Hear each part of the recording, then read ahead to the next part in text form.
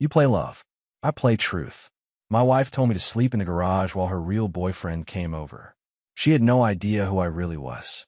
18 years in intelligence operations, and she thought I was just a quiet IT guy. By 3 a.m., I had 83 missed calls. Her text said, "Who the hell are you? My name is Ryan Harriman. I'm 47 years old, and for the past 4 years, I've been living a lie.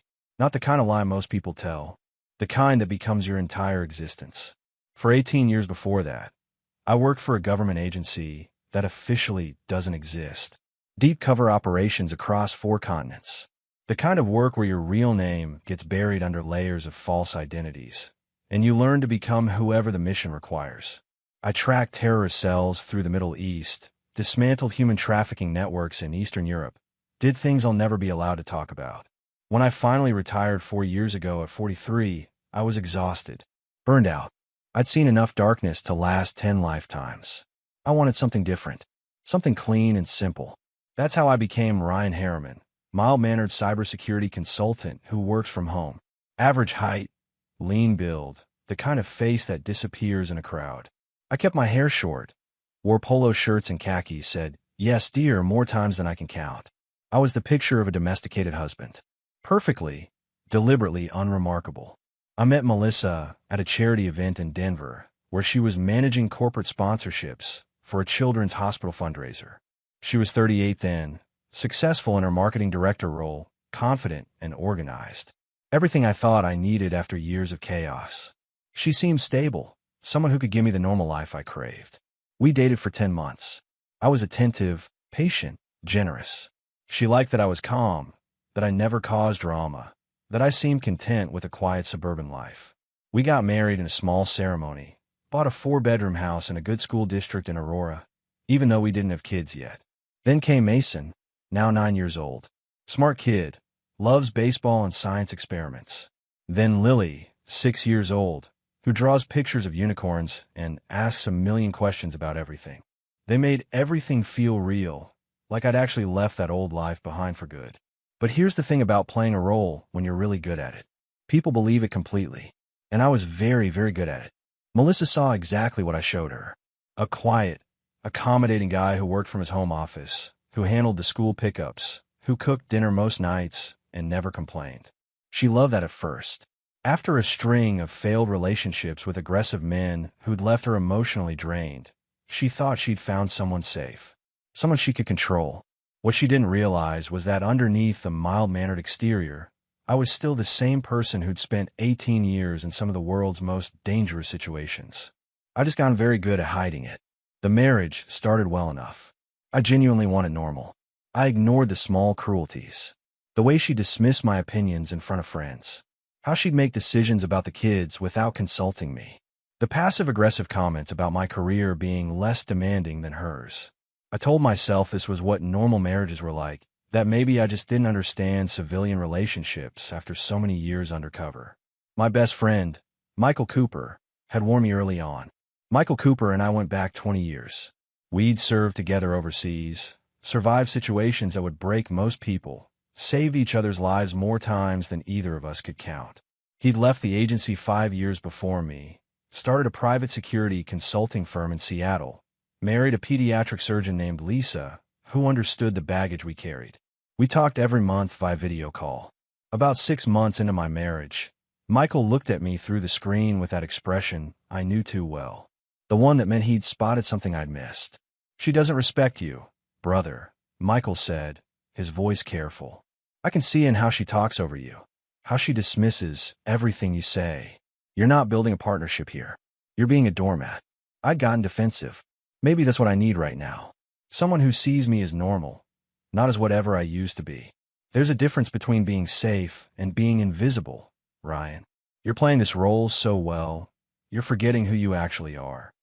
I'd brush him off. I wasn't ready to admit he was right. The real turning point came 4 months ago. Melissa started staying late at work 3 or 4 nights a week.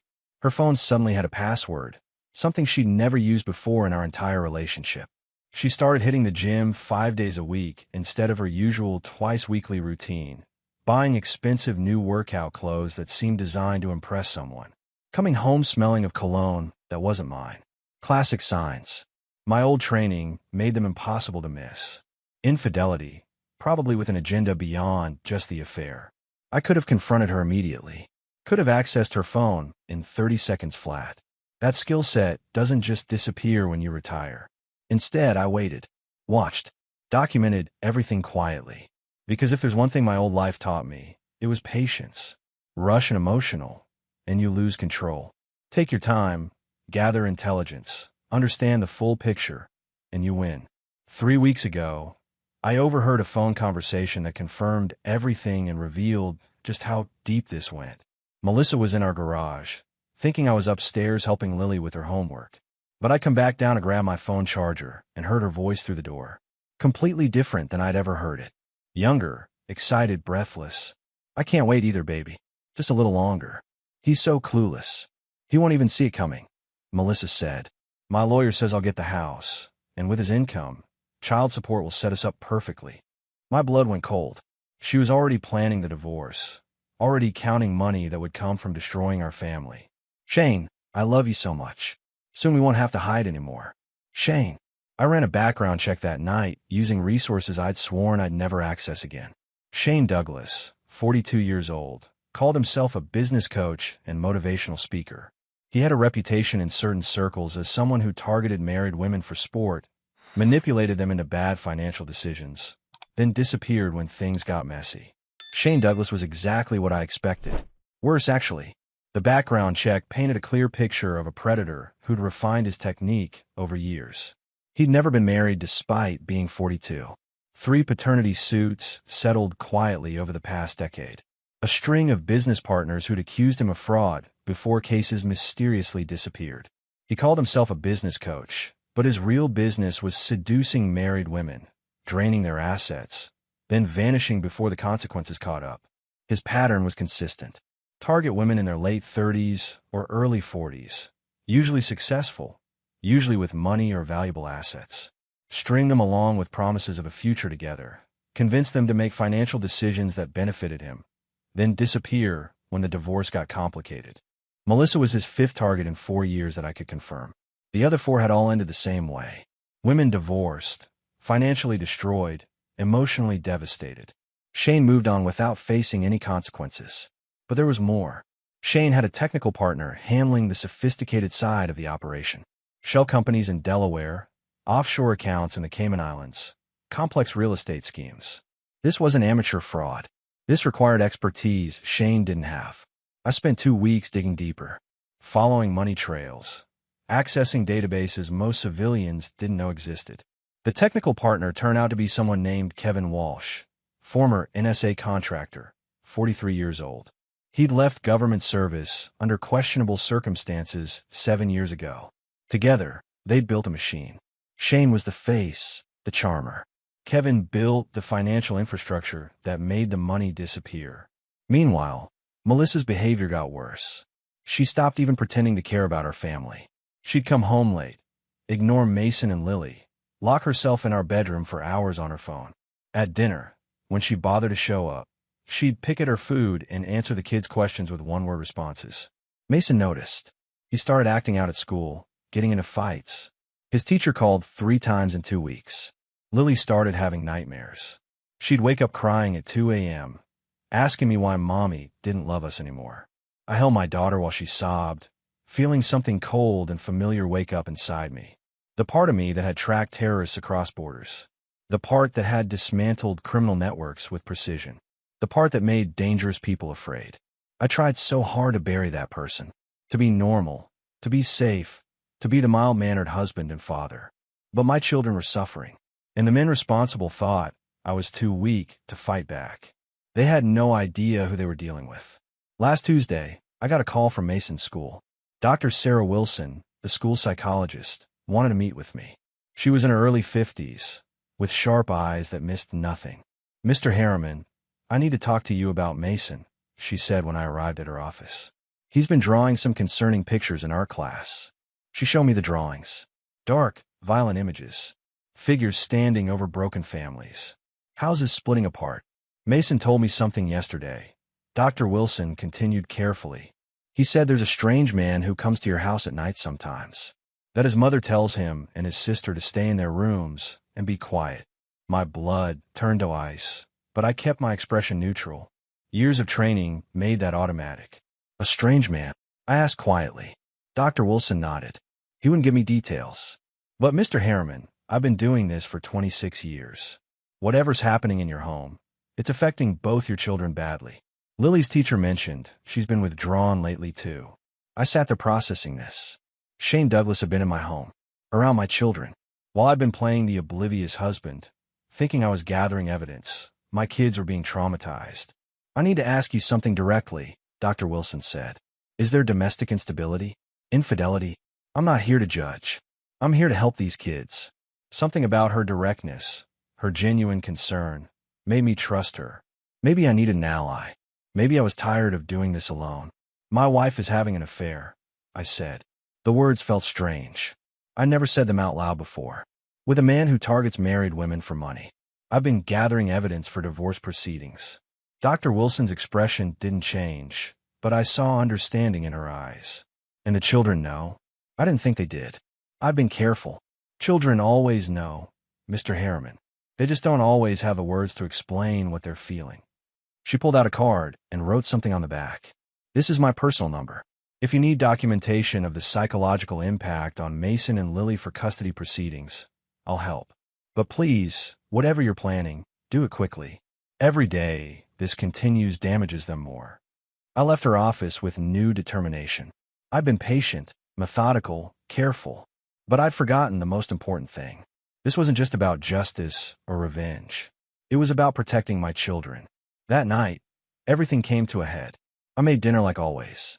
Grilled chicken, roasted vegetables, the kind of meal Melissa used to love. She came home at 7:30, barely glanced at the food. I'm not hungry, she said, scrolling through her phone. Mason and Lily ate quietly, watching their mother with sad eyes. After dinner, Melissa went upstairs to shower. She took over an hour, using expensive bath products I'd never seen before. When she came back down, she was wearing the black dress I bought her for her anniversary last year. Full makeup, hairstyled perfectly. She looked beautiful. She also looked like she was going somewhere important. But instead of leaving, she walked into the living room where I was reading with Lily curled up next to me. I need you to take the kids to your mother's house tonight, Melissa said. Her voice was cold, businesslike. Actually, take them now, and then don't come back until tomorrow morning. I closed the book slowly. Excuse me. You heard me. I have plans. Adult plans. Take the kids and leave. Lily looked up at me with frightened eyes. Mason appeared in the doorway, his face pale. I looked at Melissa, standing there in that black dress. Makeup perfect, asking me to remove our children from their own home so she could entertain her lover. Something inside me shifted. Not anger. Colder than that. Clearer. No, I said simply. Her eyes widened. I'd never refused her anything in 4 years. What did you say? I said no. This is their home. I'm not taking them anywhere. Fine. Her voice turned sharp. Then you're sleeping in the garage tonight. My real boyfriend is coming over, so take your pillow and whatever else you need and get out there. He'll be here in an hour, and I want you gone. She said it with such casual cruelty, such absolute confidence that I was too weak to challenge her. Mason appeared at the top of the stairs, his face pale. He'd heard everything. Melissa, I started, my voice still calm. Don't Melissa me. This marriage has been dead for months. We both know it. Shane actually has ambition, actually excites me. You're just here, taking up space. I could have said 1,000 things. Could have told her about the offshore account I'd already flagged to the IRS. Could have mentioned Shane's 3 paternity suits or his pattern of destroying women's lives. Could have explained exactly who I used to be. Instead, I picked up my keys from the coffee table. I heard you. Wait, what are you doing? You told me to leave. I'm leaving. Her confidence faltered. We need to discuss this like adults. Set boundaries for going forward. You just told me to sleep in the garage while your boyfriend visits. I think the boundaries are pretty clear. I walked to the stairs. Mason, Lily, come here please. Both kids came down, Lily holding her stuffed rabbit, both of them looking scared. I knelt down to their level. I need you two to be very brave tonight. Stay in your rooms, okay? No matter what you hear. Lock your doors. I'll be back tomorrow morning, and we're going to fix everything. I promise. Where are you going, Daddy? Lily asked, tears in her eyes. Somewhere I can think clearly, sweetheart. I hugged them both tight, then stood. I looked at Melissa one last time. Enjoy your evening. I walked out without another word, got in my Honda Civic, and drove. Not to a hotel yet. First, I had a call to make. Michael Cooper answered on the second ring. Ryan, it's almost midnight here. I need you on a plane tomorrow. It's time. About time, brother. Lisa's already packing my bag. I checked into a Hampton Inn, paid cash, and went to my room. Then I activated the surveillance feeds I'd installed in our house 3 months ago. Hidden cameras, military-grade equipment that was invisible unless you knew where to look. At 8:47 p.m., Shane Douglas pulled into my driveway in a silver BMW M5. Leased, according to the financial records I'd pulled. The man was mortgaged to his eyeballs, leveraged on properties with debts approaching $3 million. Melissa met him at the door. They kissed like teenagers, then disappeared inside. I didn't watch what happened in the bedroom. I had all the evidence I needed. Instead, I pulled up the comprehensive file I'd built on Shane Douglas and Kevin Walsh. Then I waited. At 11 p.m., my phone buzzed. A text from Melissa. Where are you? I didn't respond. Midnight. Ryan, answer me. This is childish. I turned off my phone's ringer and continued working on my laptop. 1 a.m. You can't just disappear. We have children to think about. 2 a.m. I'm calling the police if you don't respond. 2:45 a.m. My phone started ringing. I let it go to voicemail. It rang again and again. By 3 a.m., I had 83 missed calls. Then came the text that changed everything. Please come back. Shane saw something on your laptop. He Googled your name and freaked out. Started yelling about you being dangerous. He left. Ryan, who the hell are you? I smiled for the first time in hours. Earlier that evening, before I'd left, I deliberately left my laptop open in my home office. Open to a carefully curated selection of files. Nothing classified enough to bring heat from my old agency, but enough to make any civilian think twice. Military records from my old cover identity, showing me as a Marine Special Operations Officer. Some redacted mission reports with just enough visible to be terrifying.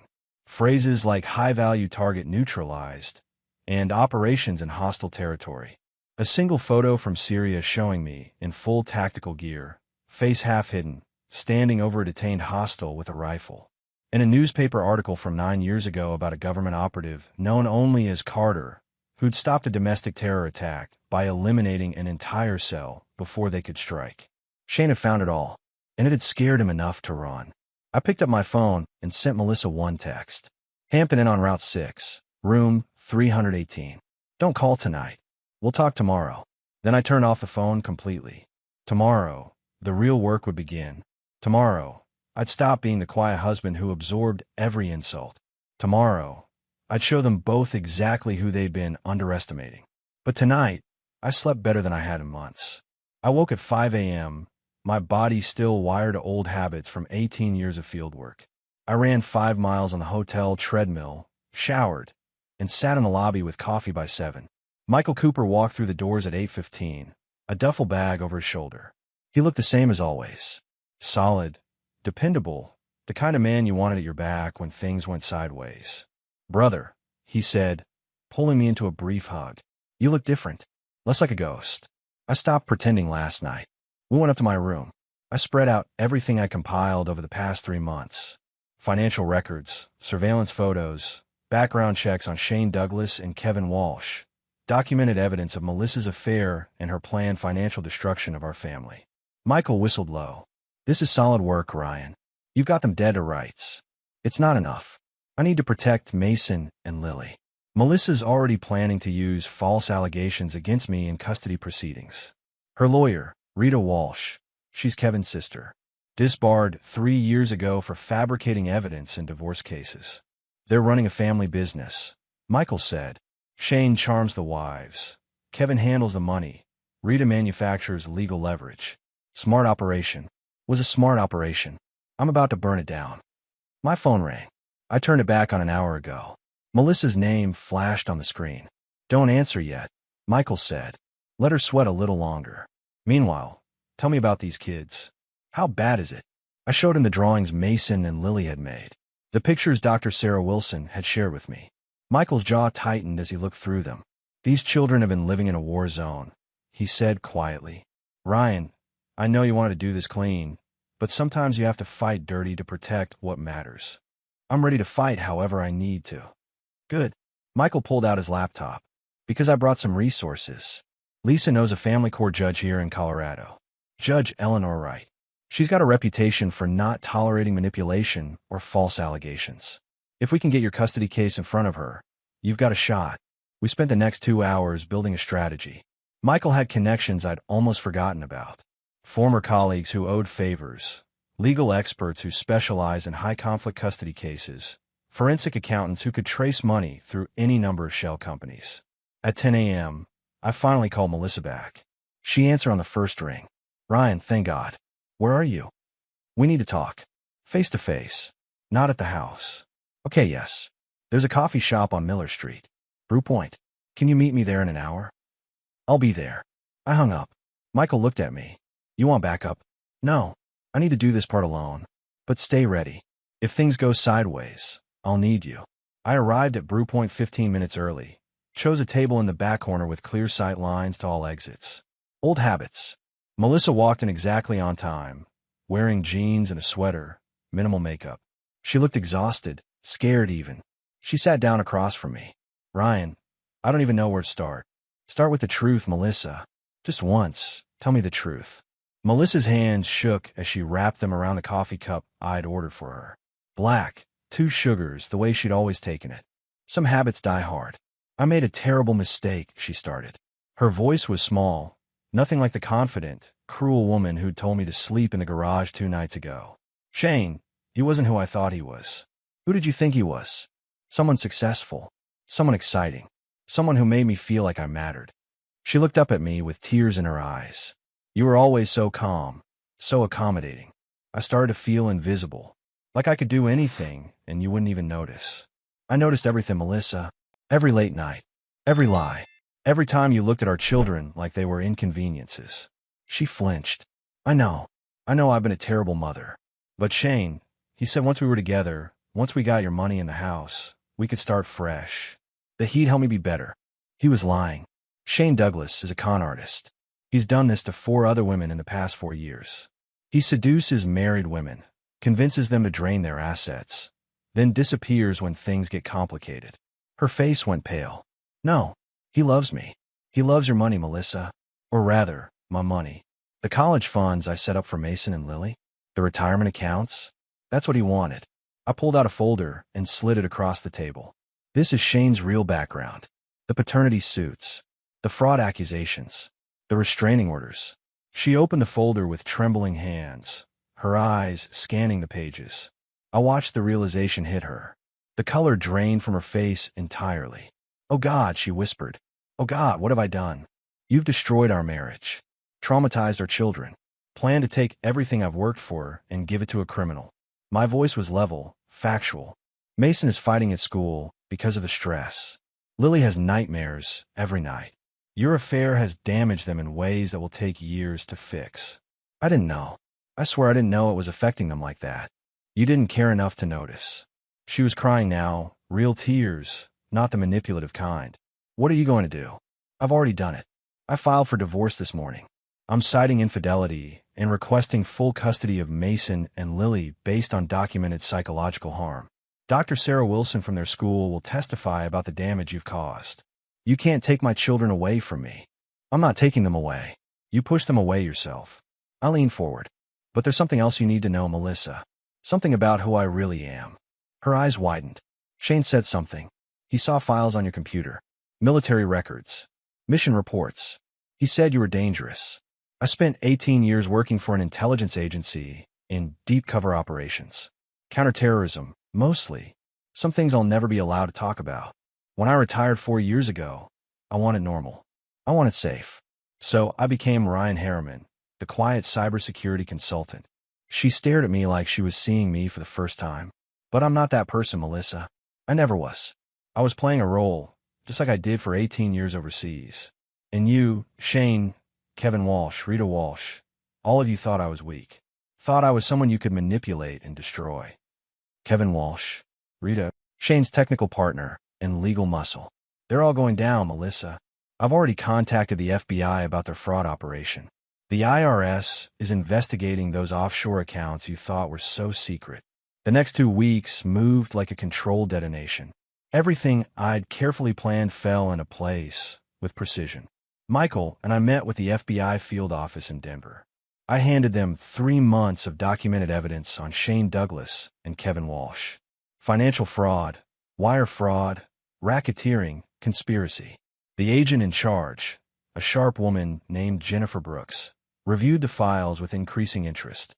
"Mr. Harriman, this is extremely thorough work," Agent Brooks said. "How did you compile all this?" "I have a background in intelligence analysis," I said simply. "I know how to follow money trails." She didn't press further.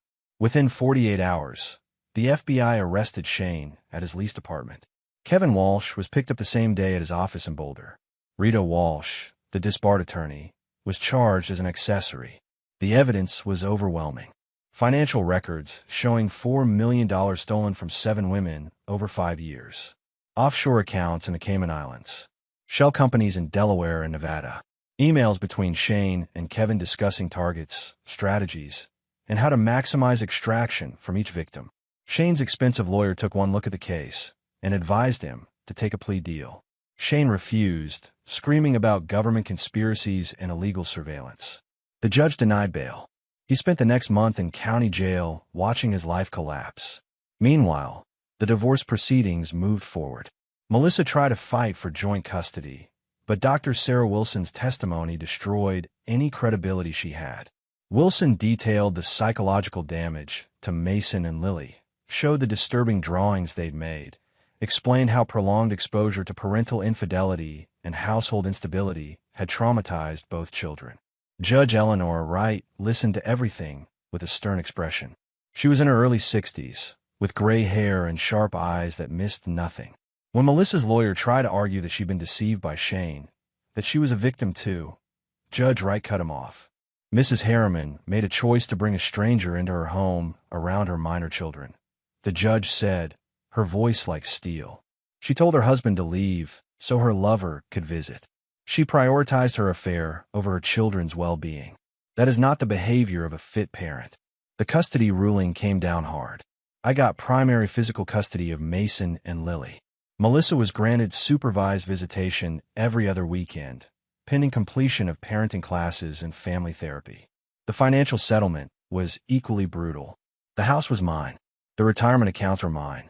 Melissa got minimal spousal support for 2 years, and even that was contingent on her cooperation with the children's therapy. She left the courtroom in tears, supported by her mother who'd testified against her own daughter after learning the full extent of what Melissa had done. 3 weeks after the arrests, Shane Douglas went to trial. I sat in the back of the courtroom for sentencing. Kevin Walsh had taken a plea deal, agreed to testify against Shane in exchange for a reduced sentence. The testimony was damning. 7 women took the stand, one by one, describing how Shane had destroyed their lives, their savings, their families.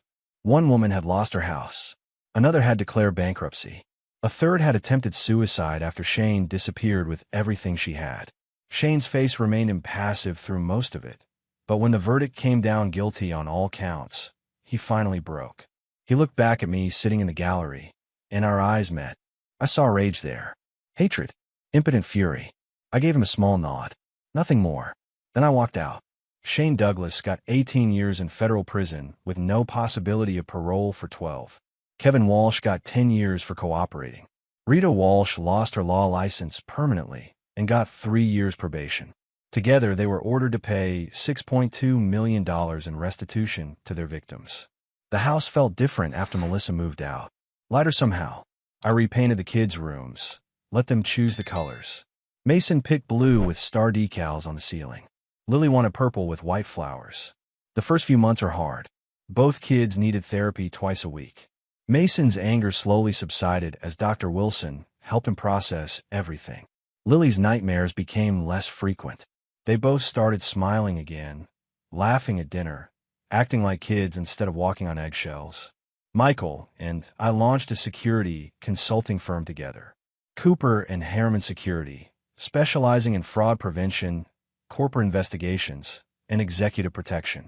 We took on cases pro bono sometimes, helping other people who'd been targeted by con artists, connecting victims with resources and legal support. Melissa completed her parenting classes after 8 months. The supervised visits became regular visits. She was trying, genuinely trying, to rebuild her relationship with Mason and Lily. It would take years, maybe forever, but she was making an effort. I didn't hate her anymore. I just felt nothing. She was the mother of my children, and for their sake, I maintained civil communication. But the woman I'd married, the life we'd built, that was gone completely. 10 months after the divorce was finalized, I spoke at a law enforcement conference in Dallas about financial fraud and domestic manipulation. I stood in front of 300 officers, FBI agents, and prosecutors, and told them my story. About being underestimated. About fighting back. About protecting your children above everything else. Predators like Shane Douglas thrive on isolation, I told them. They make victims feel alone and ashamed. Break that isolation, connect the victims, show them the pattern, and suddenly they're not alone anymore. That's how you fight back. Document everything. Stay patient. Never underestimate yourself or anyone else. The standing ovation felt better than any commendation I'd received in 18 years of government service. Now I teach self-defense classes at the community center, helping people who've faced manipulation or abuse learn to protect themselves. I volunteer teaching financial literacy, warning others about the red flags I missed. I adopted a German shepherd named Atlas, who follows Mason and Lily around like their personal guardian. For 18 years, I was someone created by an intelligence agency. For 4 years, I was the man my ex-wife wanted me to be. Now I'm just myself. No masks. No pretending. When people ask if I regret anything, I tell them the truth. Melissa telling me to sleep in the garage while her boyfriend visited was the best thing that ever happened to me.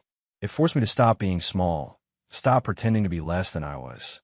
I'm not that quiet man anymore who stayed invisible to keep the peace. I don't hide what I'm capable of. I'm Ryan Harriman, and that's enough.